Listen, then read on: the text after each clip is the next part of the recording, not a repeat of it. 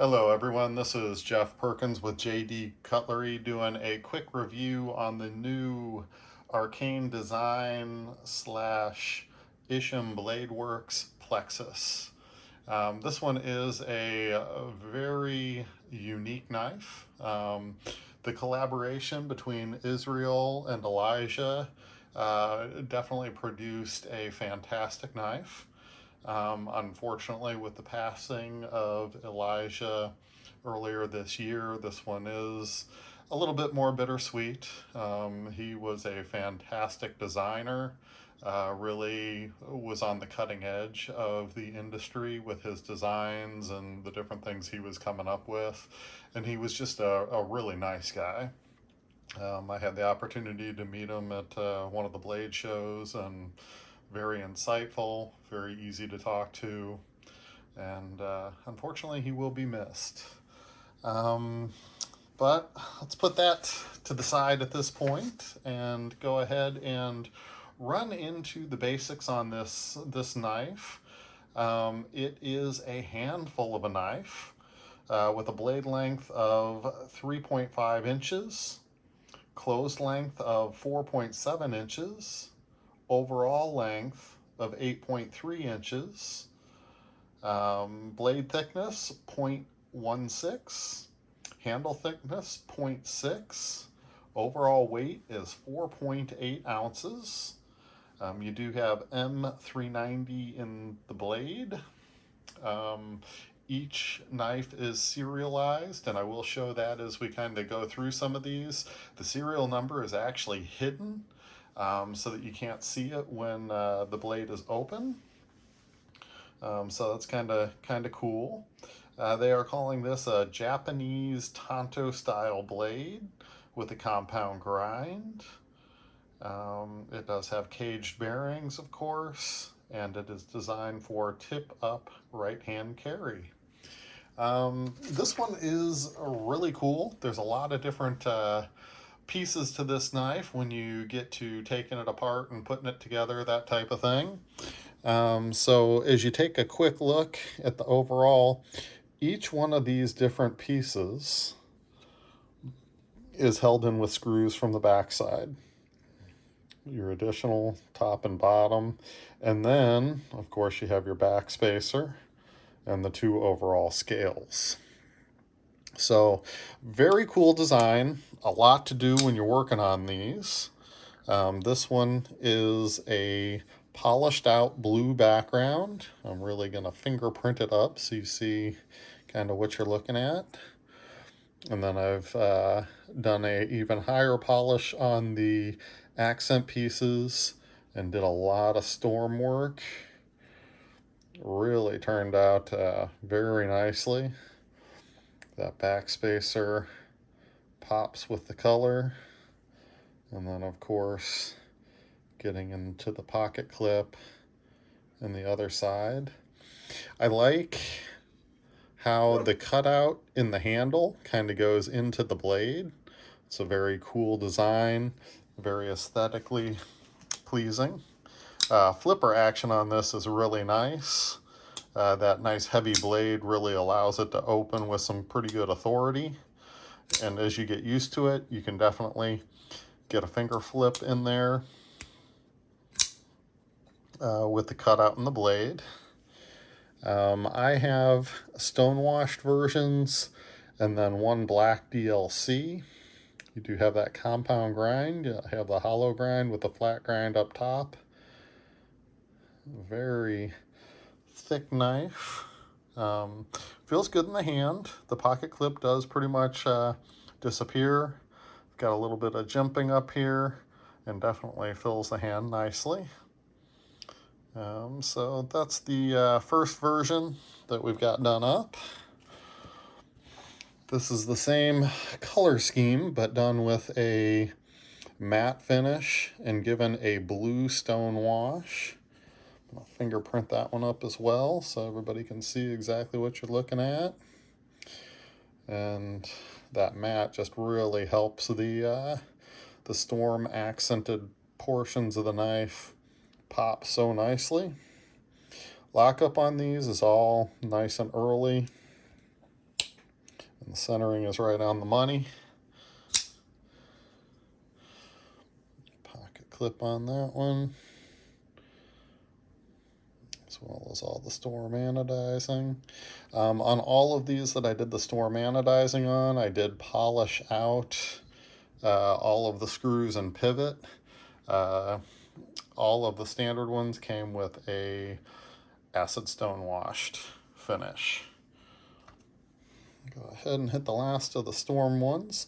I do have at least one more that I'm going to be doing up, and I'm probably going to go crazy and storm everything out on it and see how it looks. I might vary the colors and that type of thing from the handle to the accent pieces. So that is one more that's in works. These will be released for sale on the 14th of this month at 10 o'clock Pacific time. All the dealers were told that they were not to sell them until that date and time. So I do have 10 in stock. They will be all anodized. I don't think I'm going to have any of the standard ones up for the sale. So I am going to have only custom versions up for sale.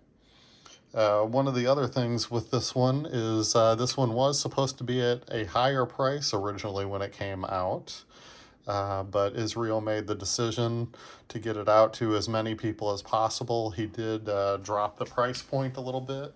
So the price point for the stock version is $3.99, and these are going to run a little bit higher because you are looking at anodizing 6 different pieces. So it definitely is a little more labor intensive.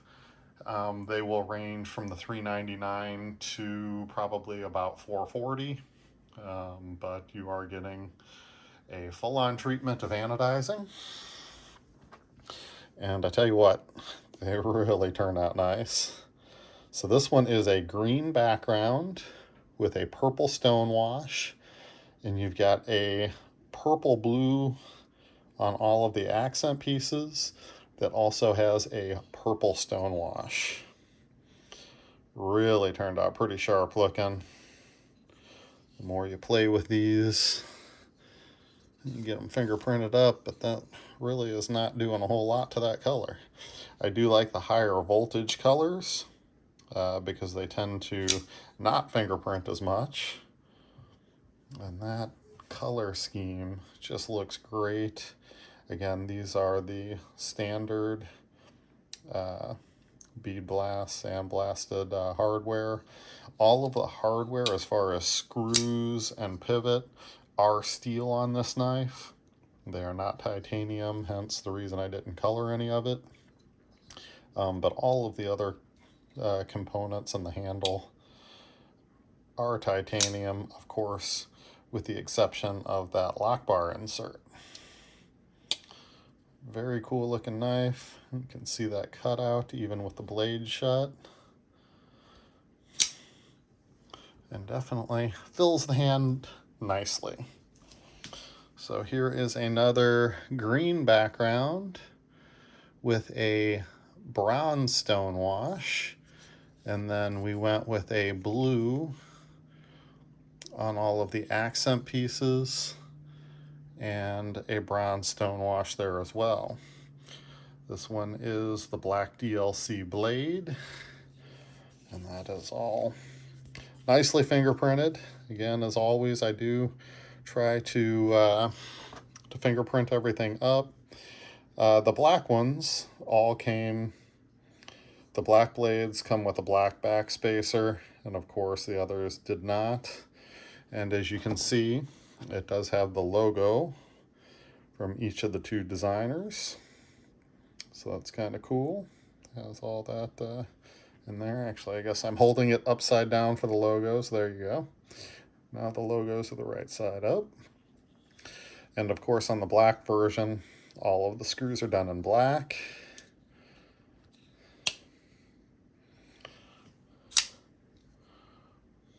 Just a cool looking knife. Lockup is about the same on all of them. Probably right about 20-30%. And as that blade just pops into position, it definitely gives you that nice sound. I really like the way this looks in the black. Pretty sharp looking, nice contrast to the colors. And then I went with a more subdued gold or yellow with a blue stone wash. Got some oil up here in the pivot, nano oil kind of leaking through. That'll clean up with a little bit of Windex. But we went with the yellow background, blue stone wash, and then blue on all the accents with a blue stone wash to give it that little extra depth. As you're looking at it, give it a little extra sparkle. Again, these guys open very nicely. Takes a little getting used to finger flipping it, but once you get used to it, that thing will pop out each and every time. Definitely happy with the design on this one.